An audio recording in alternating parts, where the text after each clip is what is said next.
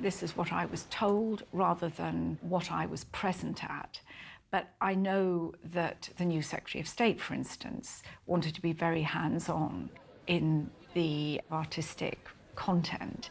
And I think that was quite a tense time. And Danny was absolutely clear this was his show. We did have some standoffs. There were some moments, there's some big moments, yeah.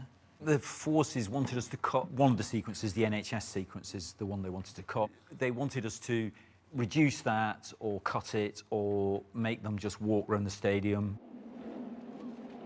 At one point, Danny Boyle talked to us and said that our section had been under threat.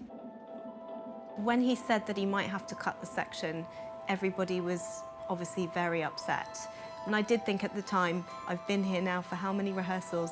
We've only got a few left. I'd be devastated. I would have been devastated if he'd cut us, to be honest.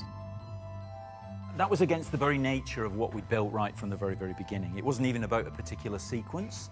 It was about all the volunteers. And if you make these kind of statements, and if you make this kind of inclusive action of involving people in the process, you're not going to then cut them at the end. And that was very important to us. And so you have to put your foot down. Danny Boyle decided that if they cut our section, he was going to take all the volunteers, not just our section, the pandemonium drummers, everybody, and he was just going to walk off. He would have known that this was not just a dancing gig for us. This was us presenting to the world what we stand for.